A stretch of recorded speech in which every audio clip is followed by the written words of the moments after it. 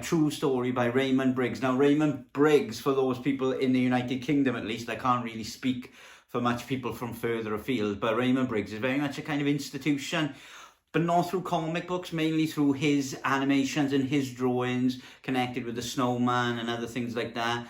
But he very much is one of the best kind of known, graphic artists, comic book artists, cartoon artists, however you want to put it, in Britain. And a lot of people have very fond memories. He seems to capture and invoke a sense of kind of nostalgia and fascination and interest.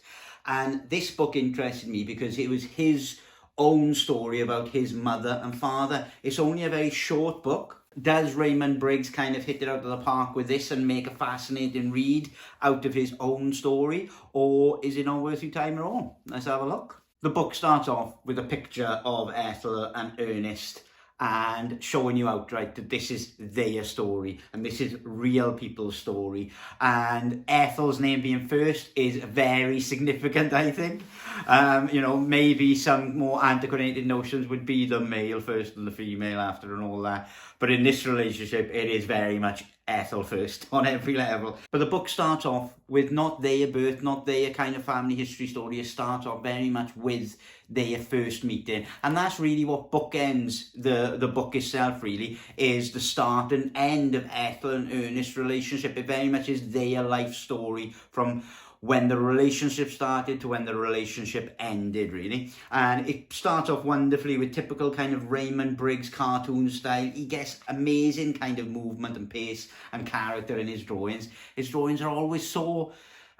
they just capture and speak to me on a different level than other artists, to be honest. It may well be the fact that I grew up with, the Snowman and a few other of his books and stuff like that, and I have this kind of nostalgia about his art style in particular. But either way, it definitely kind of didn't put me off, or it wasn't jarring for me. It was like putting a comfortable pair of pajamas on, as kind of silly as that might sound, but you know what I mean. It was a lovely kind of nostalgic art style that stays the same throughout. It's never boring or uninteresting. It's always doing interesting things within its own style, but equally it never knocks the park out being overly experimental. It does the job and it does it well, and the paneling and the layout and the art overall is just brilliant. But it starts off with them meeting. He is delivering items for greengrocers and other things like that, and she is a housemaid in quite a well-off middle-class household, all based in London.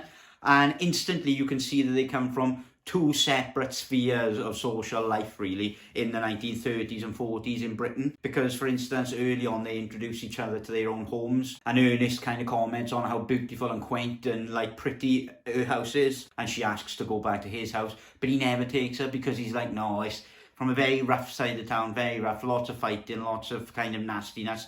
He instantly saw her as kind of something to keep on a pedestal, separate from all that nastiness of working class life as he sees it. As was kind of customary at the time, when she decided to marry Ernest, then she left the service to become his wife, and then they moved into a home. And this bit is one of those pieces, and again, I'm sure it'll surprise none of you watching that I am working class, and I do come from, a poorer area of the world. And so a lot of things in this book talk to me, even though they were generations apart from me. I still felt the same kind of experiences that Ethel and Ernest were going through. For example, when they had their new house, because of what they'd come from before, and because they've never owned anything of that size, they were just overwhelmed, can we afford this? It's massive.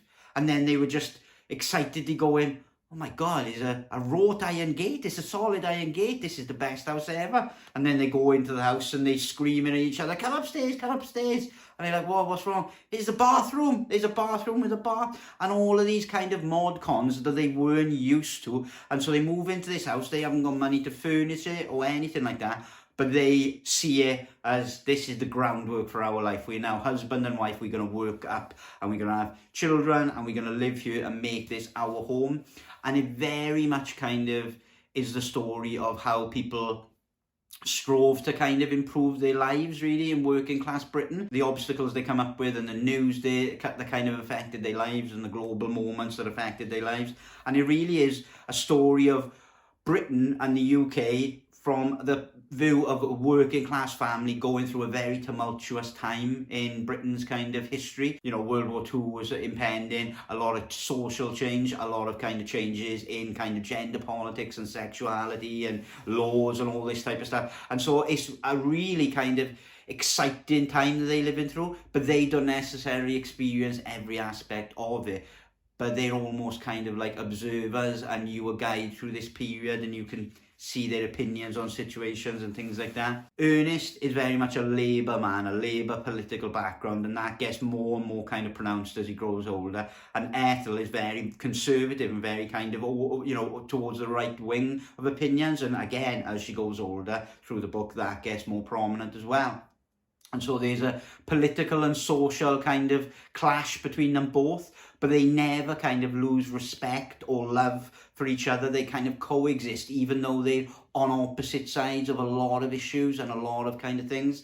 Like, they literally kind of are always talking about, you know, how nationalisation is fantastic for Ernest and it's the death of the country for Ethel. And they're always having little jibs when it goes wrong. So when a Labour movement goes wrong, she's having a little dig. And when a Conservative movement goes on wrong, he's having a little dig. It brings up a lot of things about what their values are in life as well, because Ethel very much kind of has this.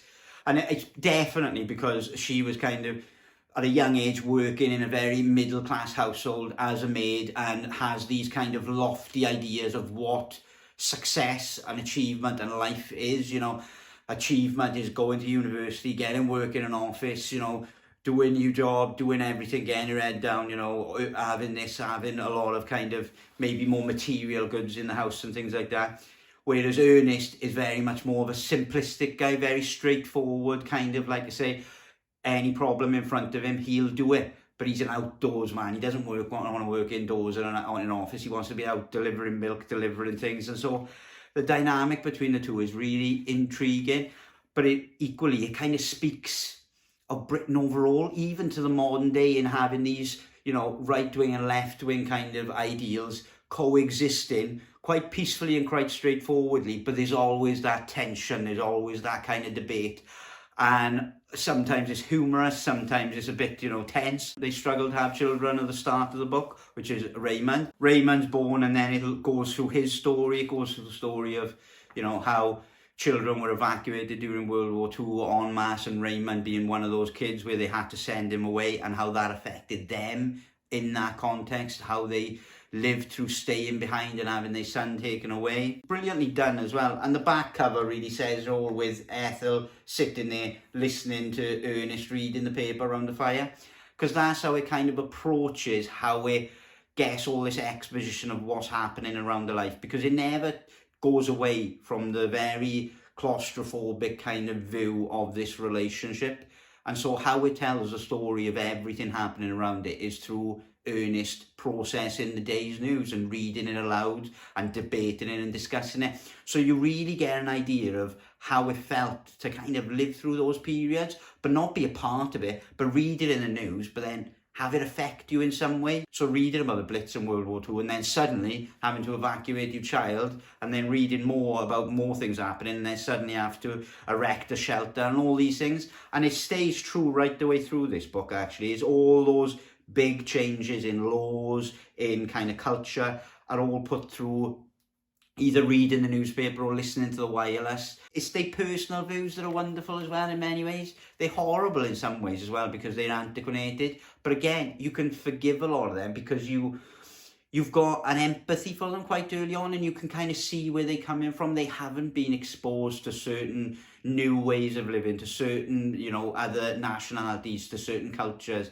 They've lived quite a sheltered life in London, and quite a sheltered kind of community in many ways. You know, they don't travel abroad, they don't go, you know, anywhere. If they're going on holiday, they'll just go to a local beach, you know. And so all of these new things coming in are seen with a little bit of distrust and a little bit of suspicion. Anything that they kind of fall into, any kind of overt racism or kind of xenophobia or things like that, it's never jarring to the book. It's never a point where you go, oh Jesus, that's a bit much for a knob or something. You know, you genuinely kind of take it for what it is, and you can see them almost processing the information as they go along and changing their views. Like there's a great bit where they're sitting out in the garden reading the paper, and Ernest says, oh, it says they wanted to legalise homosexuality. And Ethel goes, oh, what's that then? And Ernest goes, well, you know, two blokes, instead of with a woman, sort of like one another. And Ethel goes, I don't know what you're rambling about. I don't think you do either. And he just says, oh, I'll put the kettle on. It almost feels like that's what was kind of happening across homes in Britain anyway, and still is to this day. When you're faced with those things that are different, is you will talk to your partner and your loved one in a way that you may not feel comfortable talking out there in the public limelight about these issues, about these things, and kind of work out what's going on and working your way through them. It's a comfortable look back at Britain's past through the eyes of Ethel and Ernest. And for me, when I saw like the drawings and depictions of, you know, how they would set up the breakfast table, you know, with the teapot, with the toast rack, with the marmalade and the butter under a cover, all of these things now are long gone, but I have vivid, you know, tangible memories of going to my grandparents' houses.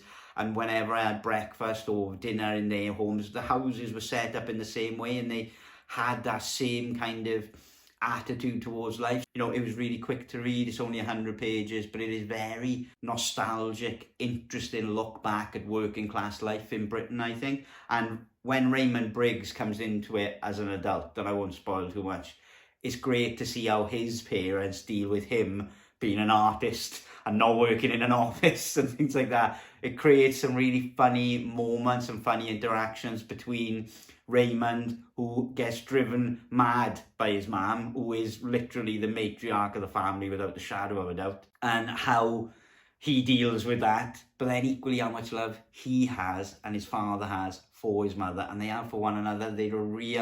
There's a lot of love and a lot of tension and a lot of beauty in their family, and it comes across wonderfully in this book. I really would recommend you get it, because I picked this up for £2, and if you can just pick it up either digitally or kind of online, it is well worth like an hour or two of your time to sit down and read it. And I think in particular British readers in particular will get a kick from it and have a little nostalgia kick for it, and have these reminiscences of how, you know, their grandparents or other people that you know used to live and how they experienced life. I would highly recommend Ethel and Ernest, A True Story by Raymond Briggs. So thank you very much for watching, and I will catch you on the next one.